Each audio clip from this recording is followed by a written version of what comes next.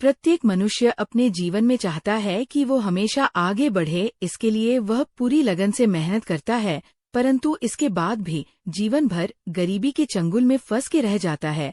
वह अमीर होने के सपने के उधेड़बन में अपनी वर्तमान जिंदगी को कोस कर रह जाता है।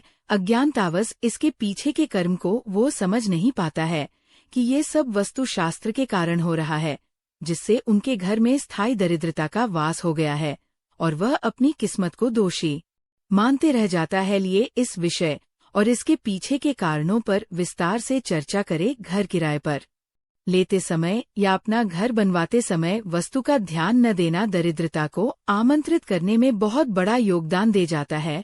आगे बढ़ने से पहले चैनल को सब्सक्राइब जरूर करें। आगे बढ़ते हैं।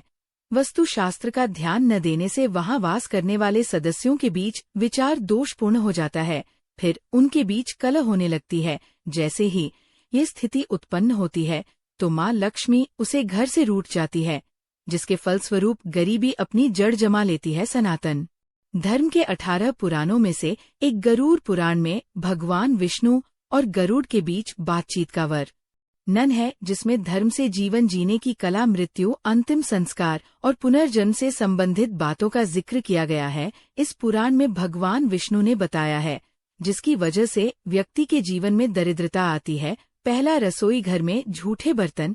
अगर हम रात को रसोई घर में झूठे बर्तन रखकर सोते हैं तो हमारे घर में दरिद्रता का वास हो जाता है।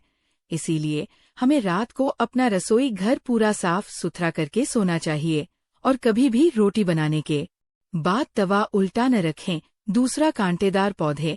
जिस घर में कांटेदार पौधे लगे होते हैं वहां भी दरिद्रता का वास होता है, इसीलिए हमें कांटेदार पौधे जैसे कि गुलाब, कैक्टस आदि पौधों को घर से बाहर लगाना चाहिए। तीसरा, गृह क्लेश। जिस घर में गृह क्लेश रहता है उसे घर में भी दरिद्रता का वास होता है, इसीलिए घर में लड़ाई झगड़ा नहीं, आपस में मिलजुल कर रहना चाहिए। चौथा, दीपदान। जिस घर में संध्या के समय अंधेरा रहता है और दीपक नहीं जलता वहां पर भी दरिद्रता का वास होता है। शाम को एक बार हमें पूरे घर में प्रकाश करना चाहिए और भगवान का भजन करना चाहिए। पांचवा, सफाई। जिस घर में गंदगी रहती है वहां भी दरिद्रता निवास करती है, इसलिए अपने घर में पूर्णतया सफाई रखनी चाहिए और कहीं भी जाले इत्यादि नहीं लगने देने चाहिए। छठा, मैले वस्त्र धारण करना। गरुड़ पुराण के अनुसार जो लोग मैले वस्त्र यानी गंदे कपड़े पहनते हैं, धन की देवी लक्ष्मी उन्हें त्याग देती हैं, इसलिए हमें प्रतिदिन स्नान करके सदैव स्वच्छ वस्त्र धारण करने चाहिए। स्वच्छ रहने वाले परमा महालक्ष्मी की कृपा हमेशा बनी रहती है। सातवां, साफ सुथरा मंदिर। जिस घर में पूजा का स्थान साफ सुथरा नहीं होता वहां भी दरिद्रता वास करती है, इसीलिए हमें अपने पूजा स्थल को हमेशा साफ सुथरा रखना चाहिए। आठवां, सूर्य निकलने के बाद उठाना। जो लोग सूर्य निकलने के बाद उठाते हैं वहां भी दरिद्रता वास करती है, इसीलिए हमें प्रातः कल उठाना चाहिए, क्योंकि देर से उठने पर माता लक्ष्मी हमसे रूठ जाती है। नवा, सूर्यास्त के समय भोजन। जब सूरज ढलने को हो या कहे दिन और रात के ठीक बीच का समय, तो याद रखें इस समय कभी भोजन ना करें। साफ शब्दों में कहा जाए तो भोजन या तो 5:30 से पहले करें या फिर 7 के बाद। 10वां, गरुड़ पुराण के अनुसार जो व्यक्ति स्वभाव से आलोचक हो, अर्थात वो हमेशा किसी दूसरे व्यक्ति की कमियां निकलता हो और दूसरों के बारे में बुरा बोलता हो, माता लक्ष्मी उससे नाराज हो जाती है। दूसरों पर बेवजह चीखने चिल्लाने या गुस्सा होने का स्वभाव हो तो इससे भी जीवन में दरिद्रता आती है। आइए बात करते हैं दरिद्रता के मूल कारण का। वैष्णव साहित्य के अनुसार लक्ष्मी जो दुर्भाग्य और दरिद्रता की देवी हैं, वो लक्ष्मी जी की जुड़वा बहन बताया गया है। हम सब यह तो अच्छे से जानते हैं कि लक्ष्मी जी समुद्र मंथन से प्रकट हुई थी, पर ये बहुत कम लोगों को वोटती ही मालूम होगा कि लक्ष्मी जी के साथ एक देवी और प्रकट हुई थी, जिनको हम अलक्ष्मी के नाम से जानते हैं। लक्ष्मी धन, ऐश्वर्य, सुख, समृद्धि की देवी है और अलक्ष्मी दरिद्रता, चरित्रा, दुर्भाग्य, दुख की देवी है। लक्ष्मी जी हर किसी को मीठा एहसास करवाती है, इसलिए इनका संबंध मिष्ठान से है और उनकी बहन अलक्ष्मी का संबंध खट्टा, तीता व कड़वा से है, इसलिए शुभ अवसरों मिठाई खाकर मुंह मीठा किया जाता है, पर और घर को बुरी नजर और दरिद्रता से दूर करने के लिए घर के बाहर नींबू और मिर्च दी जाती है।